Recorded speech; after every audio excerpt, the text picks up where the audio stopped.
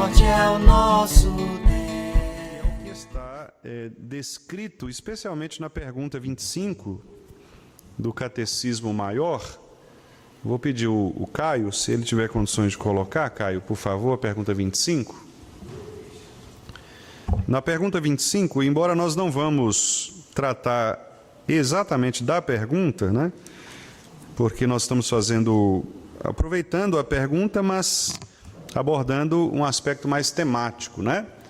Então, nós não vamos tratar especialmente da pergunta completamente, mas vamos falar do tema que é o tema da consequência do pecado. Então, ali os irmãos estão vendo, né, que a pergunta é a seguinte: em que consiste o pecado desse estado em que o homem caiu, né? Ou seja, o pecado trouxe o que para o ser humano? O que aconteceu com essa condição de pecado? Então, vamos responder juntos?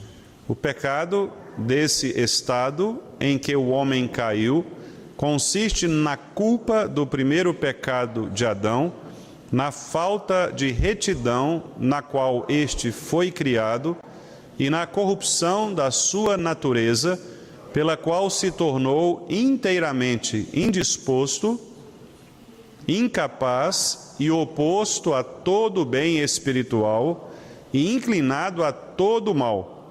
E isso continuamente, o que geralmente se chama pecado original, do qual procedem todas as transgressões atuais, né? Então é exatamente sobre isso que nós vamos tratar agora à noite, ou seja, quais são as consequências do pecado na nossa vida. E a consequência, como os irmãos estão vendo aí na resposta, nós podemos resumir em duas, que é a depravação e a incapacidade total. Ou seja, nós nos tornamos, como diz o texto, né, falta de retidão, na qual este foi criado, né, o primeiro homem, e isso trouxe a todos nós a consequência, e na corrupção da sua natureza, pela qual, então, o homem se tornou totalmente indisposto e totalmente incapaz de obedecer à lei do Senhor. Então, meus amados irmãos, este é o ponto desta noite, né? Ou seja, o estado de pecado em que nós caímos. Nós caímos no estado de depravação total, ou seja, a corrupção de toda a natureza humana, toda a natureza humana. Isso significa dizer que tanto as nossas emoções quanto as nossas razões, né? Ou razão e afeto, ou razão e emoção, como os irmãos preferirem, o fato é que tanto mente quanto coração, tanto disposição quanto pensamento, foram totalmente corrompidos pelo pecado. E um texto bastante conhecido, que eu vou pedir aos irmãos para abrirmos, é o texto de Efésios, capítulo 2, em que o apóstolo Paulo vai falar exatamente a respeito disso, desta depravação, desta queda completa, absoluta, do coração e da mente humanos, de maneira que não há nada em nós, absolutamente nada, que seja habilitado, que esteja habilitado para obedecer à lei de Deus. Efésios capítulo 2, nós vamos ler os versículos 1 a 3. Veja como Paulo então descreve essa condição do ser humano sem Cristo, ou seja, do homem natural, do homem caído em pecado, do homem depravado, do homem incapaz de fazer a vontade do Senhor. Vamos ler Efésios 2, de 1 a 3. Vamos lá. Ele vos deu vida, estando vós mortos nos vossos delitos e pecados, nos quais andastes outrora, segundo o curso deste mundo, segundo o príncipe da potestade do ar, do espírito que agora atua nos filhos da desobediência, entre os quais também todos nós andamos outrora, segundo as inclinações da nossa carne, fazendo a vontade da carne e dos pensamentos, e éramos, por natureza, filhos da ira, como também os demais. Então, os irmãos veem, né, analisando esse texto, ainda que com uma leitura mais superficial do texto, Os irmãos percebem que Paulo descreve, então, o estado de morte. Nós estávamos mortos. E a ideia da morte espiritual aqui é exatamente a ideia da depravação completa, total, da corrupção de toda a natureza. Por isso, no versículo 3, Paulo diz: éramos por natureza, ou seja, não é por algo que nós fizemos, é por algo que nós já carregamos naturalmente. Então, nós já nascemos em pecado. Então, o pecado de Adão transmitiu a nós o pecado chamado original, como nós vimos na resposta, e este pecado original, portanto, faz parte da nossa natureza. E essa natureza pecaminosa, ela faz com que nós sejamos chamados, antes da conversão, de filhos da ira. Por que filhos da ira? Ira significa rebeldia, transgressão. Nós vimos aqui nas semanas anteriores que a palavra pecado ela também pode ser ou aparecer, não é? A ideia de pecado pode aparecer por meio de outras palavras, e uma delas é esta, a palavra ira, que é a palavra rebeldia, transgressão, é uma espécie de rebelião, de raiva contra a lei de Deus. Então nós, enquanto pecadores naturais, naturalmente pecadores, nós éramos chamados então filhos da ira. E o que os filhos da ira fazem? Diz o texto, eles andam, o verbo no versículo 2, nos quais andastes, dá a ideia de uma prática contínua no passado, porque aqui Paulo está falando de gente que se converteu, então não anda mais, mas antigamente, nós andávamos, ou seja, era uma prática contínua, não era um cair momentâneo no pecado, mas era uma queda completa e contínua, continuamente indispostos, como a gente viu aqui na resposta. Então nós somos continuamente, sem Cristo nós estamos continuamente. Então Paulo diz que nós andávamos outrora, noutro momento, antes. Como?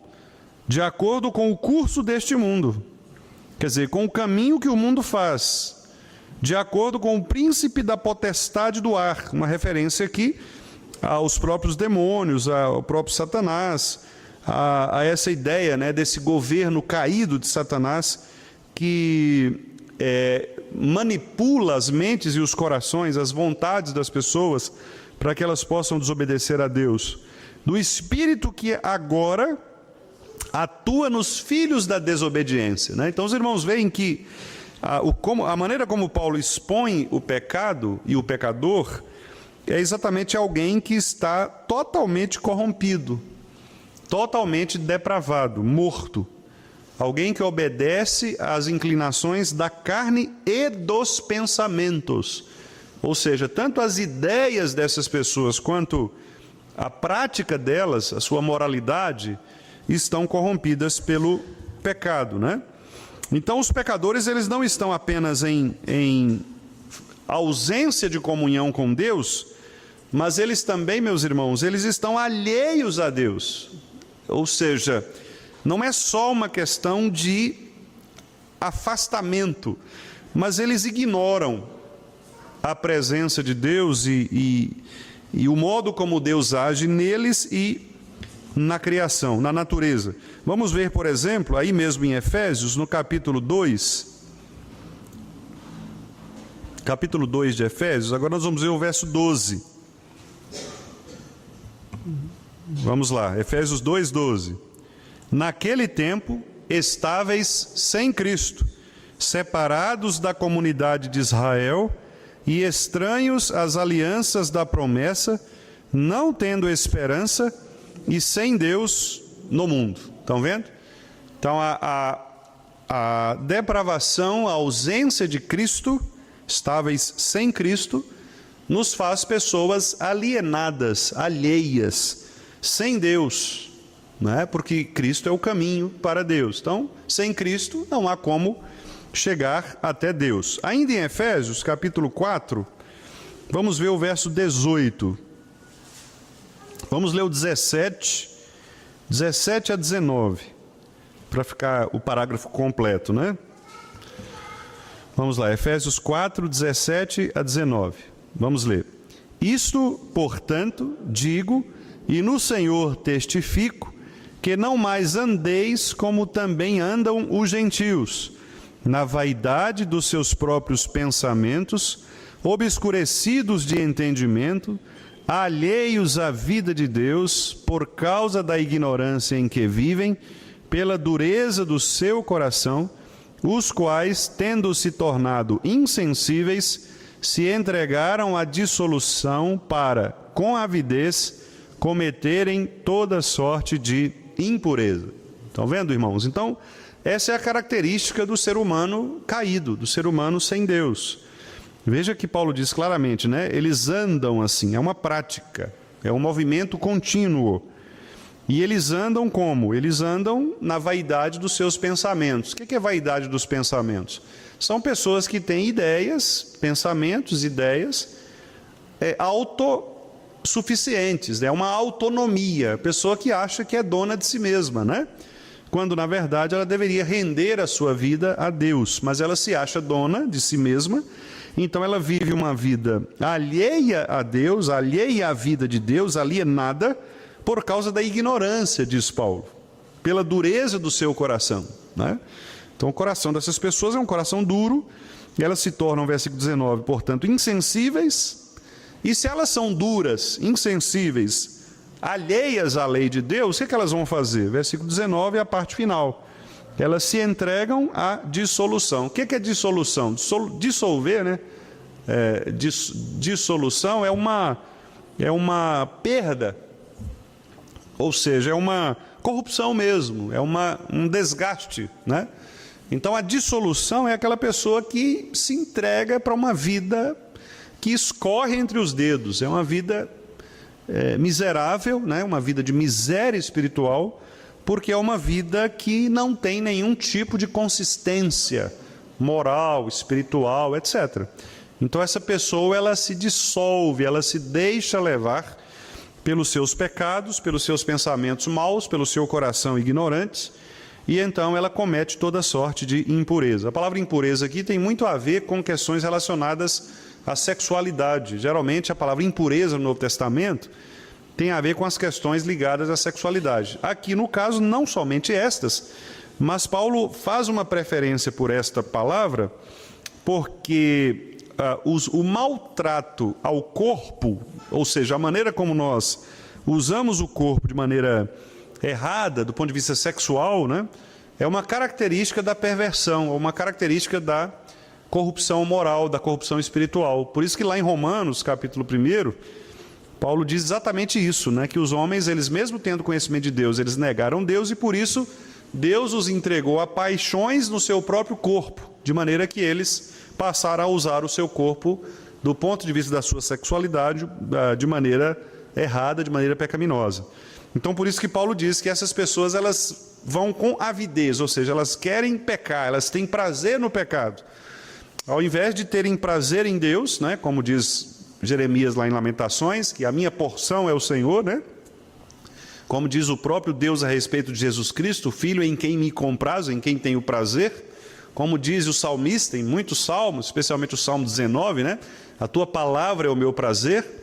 Então, o pecador, ele não tem esta expressão de prazer direcionada para Cristo, mas ele tem a expressão de prazer direcionada para o pecado. Então, com avidez, ele deseja pecar. É isso que a Bíblia chama, então, de velho homem. Olha aí no versículo 22, aí mesmo do capítulo 4. Vamos ler o versículo 22. No sentido de que, quanto ao trato passado, vos despojeis do velho homem, que se corrompe segundo as concupiscências do engano. Estão vendo? Então esse é o velho homem, é o homem caído, o homem pecador. Concupiscência, meus irmãos, é cobiça desordenada, é um desejo desordenado, isso é que é concupiscência. É a pessoa, ela ter desejos é uma coisa normal, natural, nós somos criados com desejos. Agora, os desejos desordenados é que são um problema, que são pecados, né? A concupiscência é esse coração que deseja desordenadamente as coisas. Então, esse desejo desordenado é característica de um coração pecador, de um coração corrupto espiritualmente. E isso faz parte de um velho homem. Então, se você é crente, mas ainda cultiva no seu coração desejos desordenados, exagerados, por coisas deste mundo, talvez seja a hora de você perguntar, né? O porquê que o seu coração ainda deseja estas coisas, ainda deseja o pecado, porque desejar o pecado não é algo normal para o crente, é algo normal para o não crente, para o gentio, né, que é a palavra utilizada aqui. O crente não, o crente ele nasceu de novo, diz o versículo 23, né?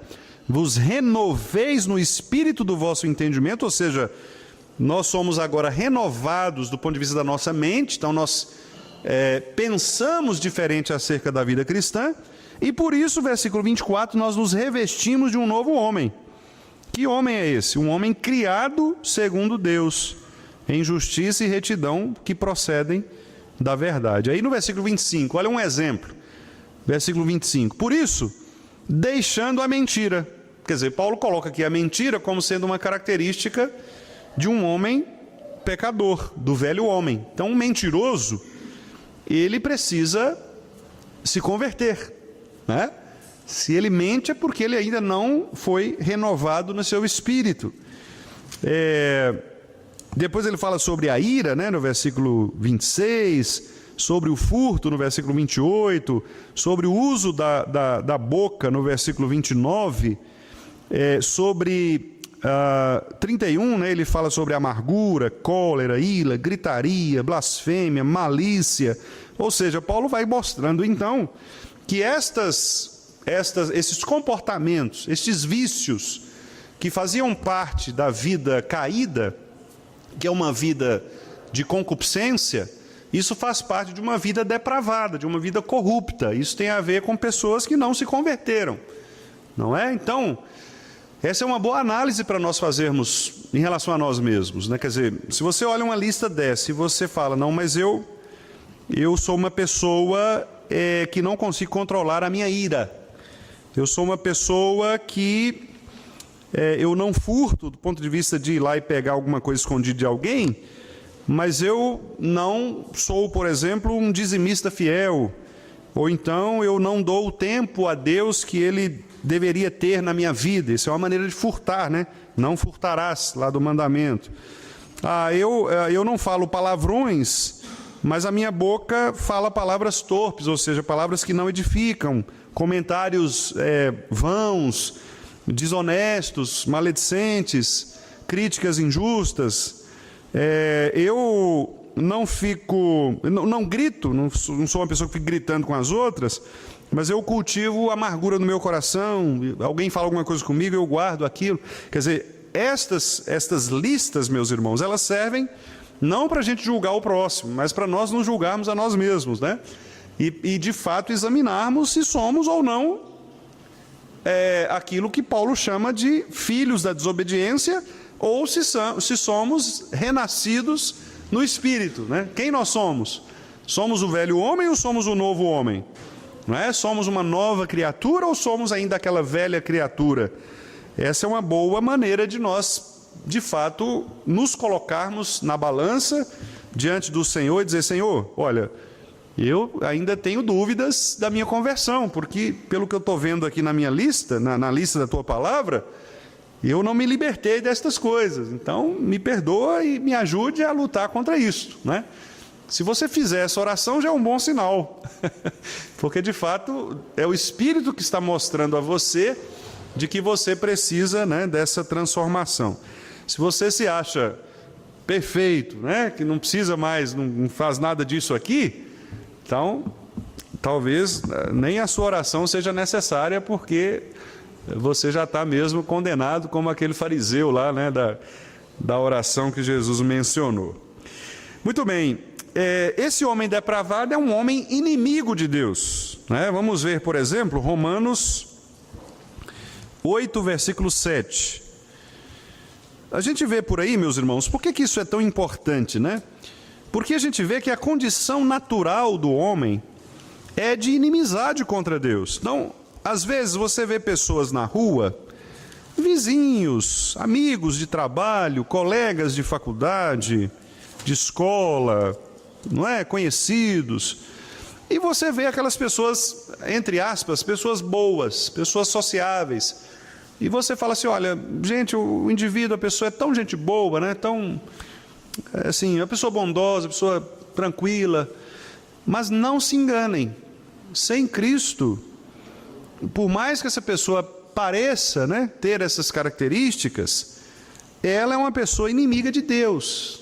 Ela está distante do Senhor, como nós vimos aqui nos textos de Efésios, e vamos ver agora no texto de Romanos 8, versículo 7 e 8. Vamos ver? Romanos 8, 7 e 8. Vamos ler juntos. Por isso, o pendor da carne é inimizade contra Deus, pois não está sujeito à lei de Deus, nem mesmo pode estar. Portanto, os que estão na carne não podem agradar a Deus. Está vendo, irmãos? Não é uma questão de, o pastor Wendel é muito radical, e ele fala mal das pessoas, meus vizinhos. Não é isso. É porque a Bíblia está dizendo que a pessoa que não ainda é convertida, espiritualmente convertida, ela mantém uma inimizade contra Deus, né? Ela é uma pessoa que não pode agradar a Deus, por mais que pareça. Porque, como eu disse, às vezes você olha para uma pessoa e fala, gente, mas fulano é tão gente boa, tão bonzinho, tão honesto, uma pessoa, né? Não é aquela pessoa assim que você fala, um pecador, um criminoso. Sim, mas enquanto essa pessoa não se arrepende, não aceita Jesus como seu Senhor e Salvador, lembra lá do texto de Efésios, Paulo diz, sem Cristo, estáveis sem Cristo. Uma pessoa que está sem Cristo, Paulo diz, ela está alheia às promessas da aliança. O que significa alheia às promessas da aliança? Ela não está incluída na família da fé. Ela não pertence ou não recebe os benefícios da família da fé. Pastor, mas então a igreja presbiteriana está ensinando que só a igreja presbiteriana... Não, nós estamos dizendo o seguinte, que Deus tem os seus eleitos por aí, espalhados.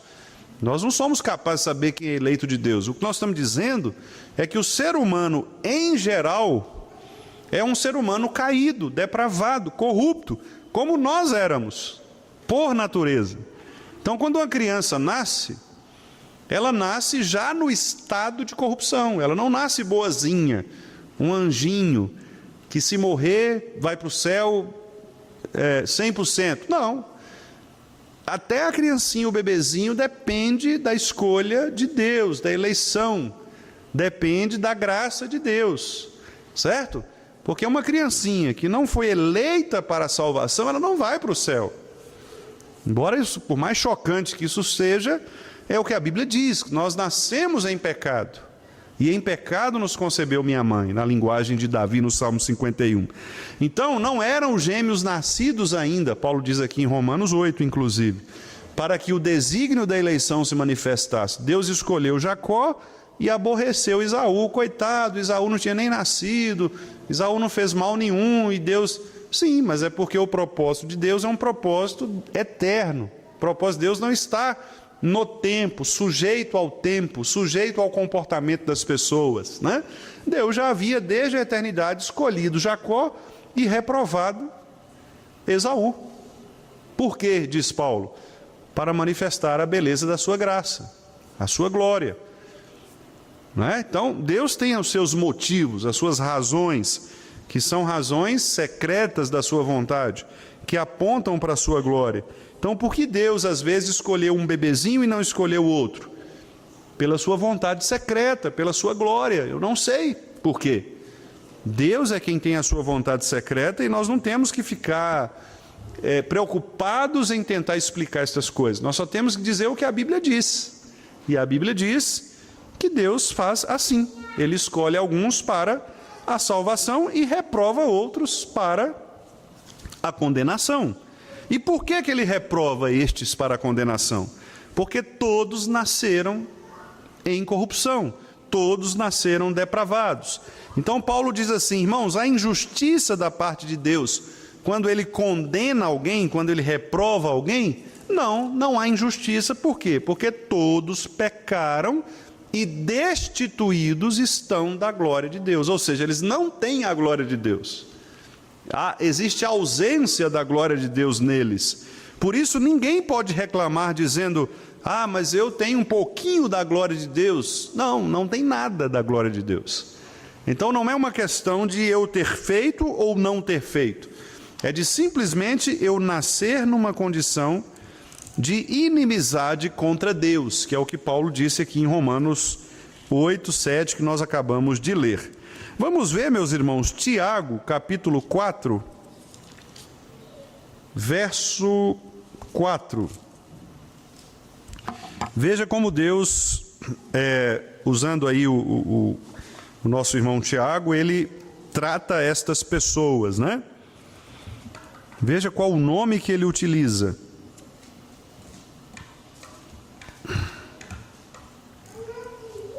Tiago 4:4. Vamos ler? Infiéis, não compreendeis que a amizade do mundo é inimiga de Deus? Aquele, pois, que quiser ser amigo do mundo, constitui-se inimigo de Deus. O que é que Tiago está dizendo aqui com muita clareza? Que as pessoas que pensam ser crentes, pensam, não é? Porque elas não são crentes verdadeiras, elas pensam ser crentes e querem viver uma vida dupla, ou seja, uma vida de pecado. Lembrando que a palavra mundo que Tiago utiliza aqui não é o mundo criado, não é a natureza.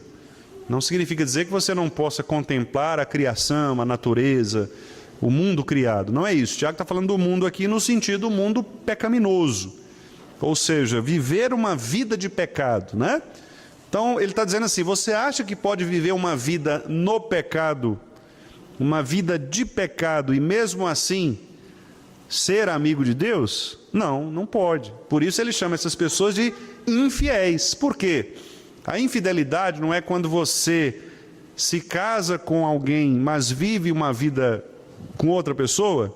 É a mesma coisa. Então é mais ou menos o seguinte: o indivíduo, ele é membro da igreja, ele se denomina cristão, mas a prática da vida dele é uma prática do mundo, que não condiz com a prática com quem ele se casou. Então a pessoa olha e fala assim: peraí, você é cristão mesmo? Porque o que você faz não é de cristão. Então a pessoa vive uma vida dupla, né? Então Tiago está chamando essas pessoas de infiéis. Vocês são infiéis. Vocês se casaram com a igreja, pensando que haviam se casado com Cristo, quando na verdade vocês continuam no mundo. E aí ele dá essa repreensão aqui, né? Vocês não compreendem isso? Então, se você quer ser amigo do mundo, saiba de uma coisa: você se torna inimigo de Deus. Então, você tem que escolher onde você quer estar, né? Você tem que escolher onde você quer estar. Tanto é que lá no versículo 7, ele diz assim: sujeitai-vos, portanto, a Deus, e resisti ao diabo. Por quê? Porque o diabo, ele está aí, né? Ele chama essas pessoas, no versículo 8, de pecadores. Purificai as mãos, pecadores. Chama essas pessoas de ânimo dobre, ou seja, dupla alma, duplo espírito, pessoas de duas caras. Quer dizer, vive uma vida que parece cristã, mas é uma vida do mundo, né? Então veja, são palavras duras, né, de Tiago, para mostrar o seguinte: que o pecador, ele precisa converter-se, senão ele vai continuar inimigo de Deus, inimigo da igreja de Cristo, sem salvação, alheio às promessas da aliança, sem esperança, sem Deus no mundo. Quer dizer, uma pessoa totalmente perdida, depravada, alienada, né? Uma pessoa que de fato se constitui inimiga do Senhor. E aí, meus irmãos, nós vemos, né, nas Escrituras, algumas características, né, do pecado, especialmente, irmãos, ligado ao coração humano. E esse é o ponto que eu gostaria também de tratar agora, e vou deixar a outra parte para os próximos estudos, porque para dar tempo, né, da gente não perder aqui a caminhada. Então, é muito importante a gente entender que o pecado, ele não se manifesta externamente antes de se manifestar internamente. Quer dizer, é muito importante que nós saibamos o seguinte: que o nosso problema é um problema do coração. Às vezes você olha para uma pessoa e externamente ela é uma pessoa, como eu disse, boa, agradável, pessoa justa, pessoa honesta, gente boa demais. Você fala, gente, fulano desse aí é quase crente, né? Às vezes tem alguns até que falam assim, lá na igreja não tem uma pessoa desse tipo, né? Fulano é mais crente do que o Beltrano, do que esse crente. A gente faz essas comparações porque você olha o quê? O exterior. Certo? Mas lembra do que Deus disse lá na escolha com Samuel, não é isso? Na escolha de Davi. O homem vê o exterior, mas Deus vê o quê? O coração, porque o problema está no coração. Jesus diz que é do coração que procedem os maus desígnios. Então, o pecado, ele reside no coração. A pessoa pode ser uma pessoa aparentemente boa, agradável, sociável, etc. Mas o coração dela é um coração rebelde, que não se sujeita a Deus, que não se inclina a Jesus Cristo, que não coloca Cristo como seu Senhor. E aí, para você testar isso, basta você anunciar para ela, por exemplo, o estado de podridão em que ela está, de depravação em que ela está, de miséria em que ela está, e dizer para ela, olha, você só consegue sair desse estado em Cristo. Sem Cristo, você está no inferno. Você pode ver que a pessoa vai reagir, não, mas né, eu faço isso, eu faço aquilo. Por quê? Porque ela vai sempre tentar criar uma justificativa, uma resposta, né? Isso se ela não for, obviamente, uma eleita para a salvação, né? Ela vai sempre tentar uma resposta. Não, pastor, mas eu vou à igreja. Não, mas eu oro lá em casa. Não, mas eu leio a Bíblia. Eu sei a Bíblia. Ela sempre vai ter uma justificativa. Por quê? Porque ela quer apresentar os seus próprios recursos.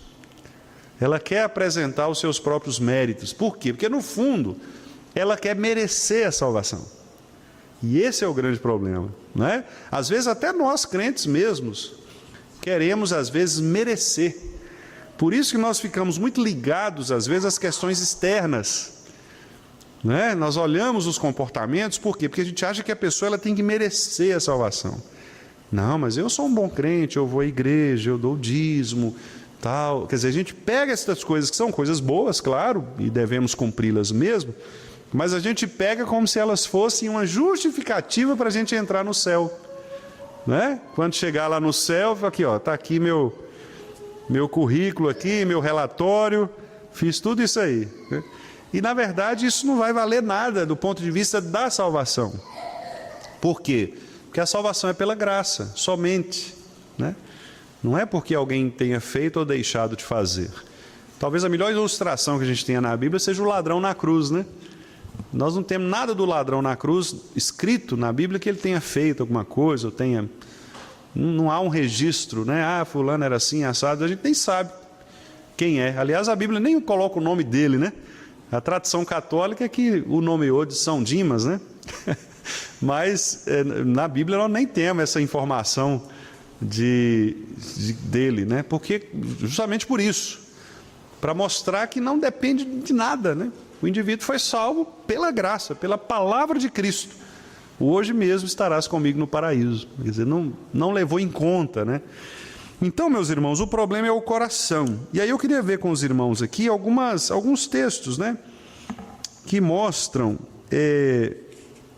isso. Vamos ver lá aqui mesmo em Romanos, a gente está pertinho aqui, né? Romanos. Vamos ver o capítulo 7 de Romanos. Nós vamos ficar só nesse capítulo 7. Nós vamos ver alguns versículos aqui, algumas características de como que Paulo trata, né, essa questão do pecado no coração. Esse capítulo 7 é um capítulo muito dedicado, inclusive, para as questões conjugais, né? Especialmente na relação que Paulo faz aqui, na mesma que ele faz lá na primeira carta aos Coríntios também, porque Paulo aqui, por exemplo, veja aí no versículo 2, né, só para os irmãos entenderem o que eu estou falando. Ele começa dizendo sobre isso, né, sobre a mulher casada, que está ligada à lei, etc., e do adultério, porque esta é a ideia, né, de uma relação. Por isso que eu disse aos irmãos lá de Tiago, né, que ele fala da infidelidade. A Bíblia utiliza, né, como um exemplo de união ou de unidade plena o casamento. Na verdade, o casamento ele ele espelha, né? Ele testemunha a relação do crente com Deus. Um bom casamento, ele espelha essa relação de intimidade do crente com Deus, né? E, inclusive, até os mesmos conflitos. Por exemplo, nós não entendemos tudo o que Deus faz na vida da gente. Então, às vezes, mesmo você sendo, nós como igreja, sendo a noiva de Cristo, nós também erramos, nós também pecamos e Cristo precisa nos corrigir, né? Assim como há também no casamento. O casamento, às vezes, não é todo casamento que... Às vezes você tem crises, tem problemas, tem dificuldades, mas você vai se ajustando à medida que você vai entendendo esse processo pactual, né? Ou essa aliança que Deus constrói. Mas vamos lá, vamos ver a questão aqui do pecado. Então veja, o pecado, ele habita dentro do coração e é um mal proibido. Vamos ver, versículo 7, vamos ler. Que diremos, pois? É a lei pecado? De modo nenhum. Mas eu não teria conhecido o pecado, senão por intermédio da lei. Pois não teria eu conhecido a cobiça, se a lei não dissera, não cobiçarás. Olha que interessante. O que é que Paulo está dizendo aqui? Paulo está dizendo o seguinte, que esse é um dos usos da lei. Um dos usos da lei, né, é de exatamente nos mostrar ou nos revelar o pecado. Porque diante da lei, ninguém escapa. Ninguém escapa. Se você abrir a lei de Deus e olhar, alguma coisa ali você vai quebrar. Porque ninguém escapa. E é exatamente para isso que serve a lei. Para mostrar o quanto nós somos depravados, o quanto nós somos pecadores, o quanto nós devemos, portanto, ser humildes em relação aos nossos irmãos, porque não há ninguém melhor do que ninguém nesse sentido. Todos nós somos pecadores, todos nós estaríamos condenados ao inferno, todos nós merecemos o inferno, né? E se somos salvos pela graça. Então não é porque eu fiz algo, ou o irmão Levi fez algo, ou a irmã Beth fez algo, não. Nós estamos na mesma condição, nós éramos igualmente pecadores, e somos igualmente salvos pela graça. Então, a irmã Beth e eu não temos diferença alguma. Eu iria para o inferno e ela também, se Cristo não tivesse nos dado graça. Nós somos pecadores igualzinhos e somos salvos igualzinhos, né? Não há mérito. Então, eu não posso chegar aqui e dizer, eu sou melhor que a dona Beth. Não, absolutamente. Nós todos somos iguais, porque a lei mostra, a lei revela que eu sou pecador, revela que a irmã Beth é pecadora, e revela então que nós precisamos de uma solução. Qual é a solução? Cristo. Foi Cristo que veio e nos resgatou, tanto a mim quanto a irmã Beth, louvado seja Deus por isso, né? Do império das trevas, da lama do pecado, e nos colocou sobre a rocha. Então, veja o que Paulo diz, né? Eu não teria conhecido o pecado se não fosse a lei. Então a lei o pecado é um problema, é um mal proibido pela lei. Se a lei diz não cobiçarás e eu cobiço, significa que eu estou quebrando a lei, transgredindo a lei. Por isso a pergunta 24 do Catecismo Maior diz isso. O que é o pecado? É a transgressão da lei de Deus. É quebrar a lei de Deus. E de fato nós quebramos. O pecado é um mal perverso, meus irmãos, um fruto mau. Veja aí o versículo 8. Vamos ler. Mas o pecado, tomando ocasião pelo mandamento, despertou em mim o quê? Toda sorte de concupiscência. Está vendo? Toda sorte de concupiscência. Então, sabe quando a gente tem aquela vontade de irar? A pessoa fala uma coisa contra você, você fica doido para...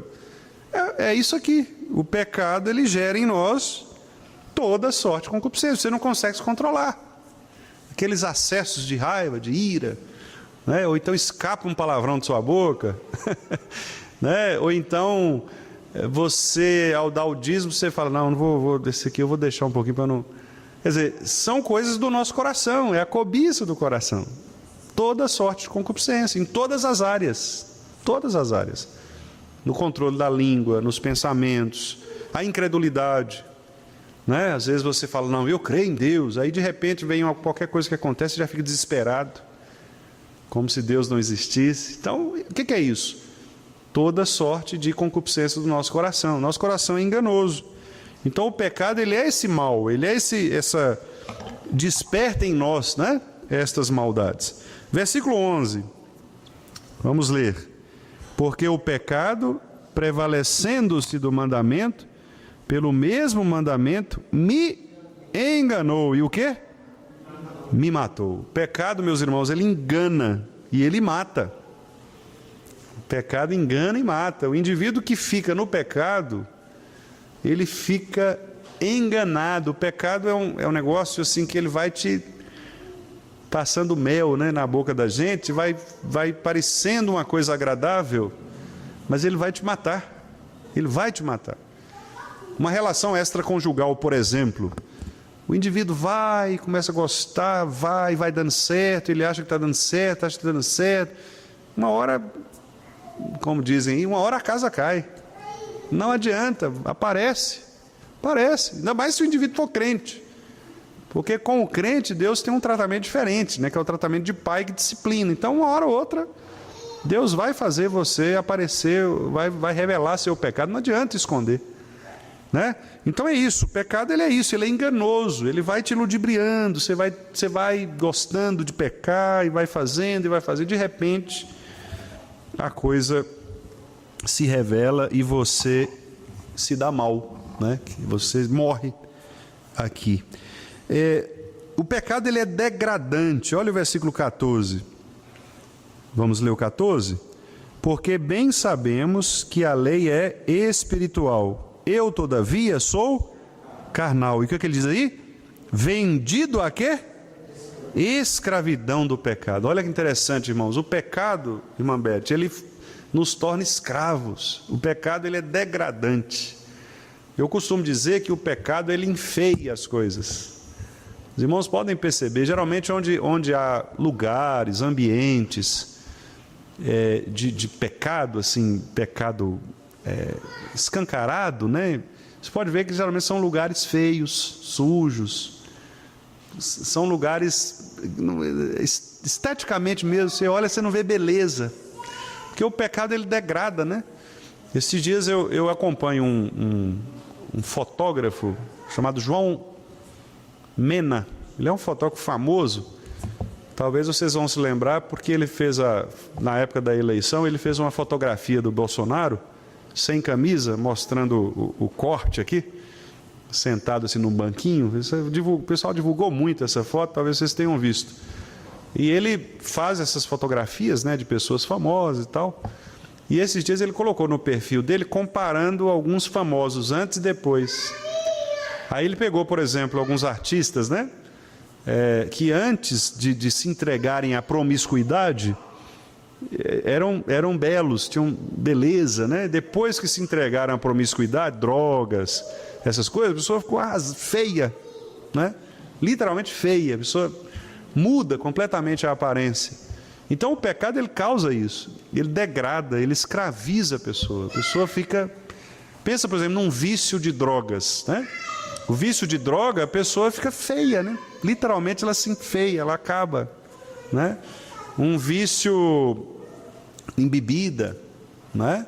Especialmente esses pecados que afetam o corpo, a pessoa vai se deteriorando, né? E mesmo pecados que não são do corpo, mas, por exemplo, uma pessoa que se entrega a uma incredulidade em relação a Deus, a uma ansiedade desordenada, ela fica uma pessoa acabada, né?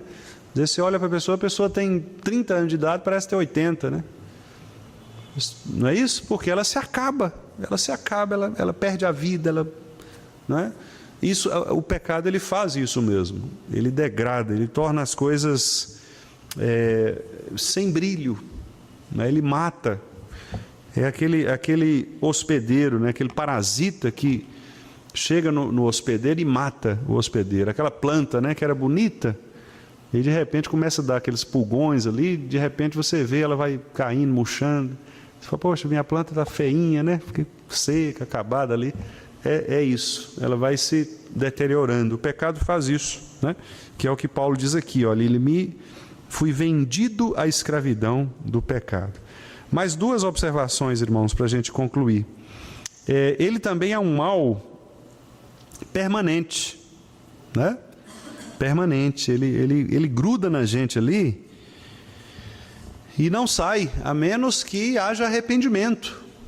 Arrependimento e ação do Espírito Santo de nos tirar dali, né? Por 2 vezes, Paulo, na sequência do texto aqui, usa a expressão habita em mim. Olha o versículo 17, a segunda parte, que diz assim: o pecado que habita em mim. E lá no versículo 21, encontro a lei de que o mal reside em mim. Então, o que Paulo está querendo dizer aqui é que o pecado, ele gruda na gente, ele é permanente. É como se fosse uma doença mesmo, uma bactéria, né? Que está ali dentro, ali, se você não tirar, vai acabar com você. Né? É algo que está grudado, que está preso.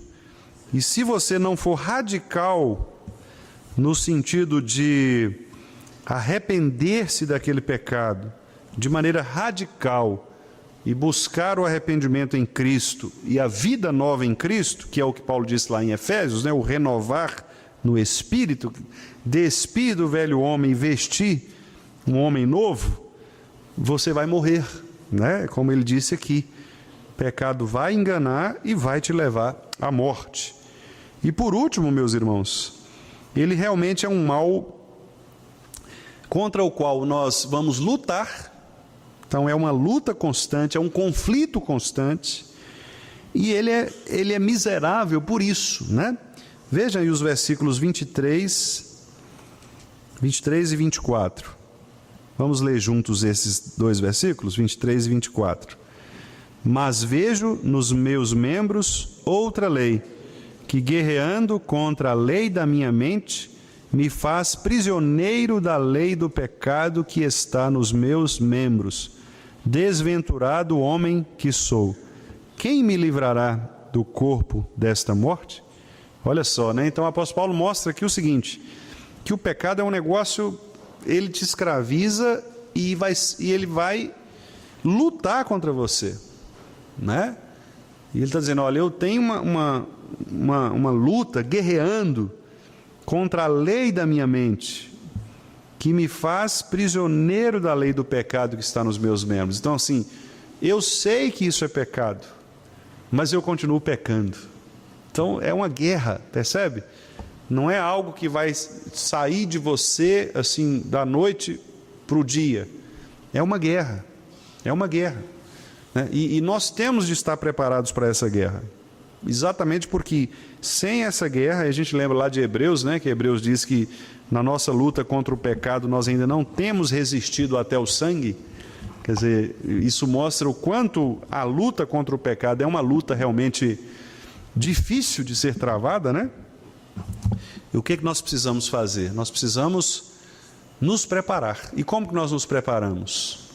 Nós nos preparamos primeiro conhecendo o nosso inimigo. Quer dizer, o que é o pecado? Por isso nós estamos estudando aqui o que é o pecado. Porque o pecado está no coração, né? Como vencer os problemas do coração? Palavra de Deus, porque ela é que mostra quem nós somos. Paulo não disse lá que a lei revela o meu pecado? Então, se eu estudo a palavra de Deus, eu estou revelando o problema do meu coração.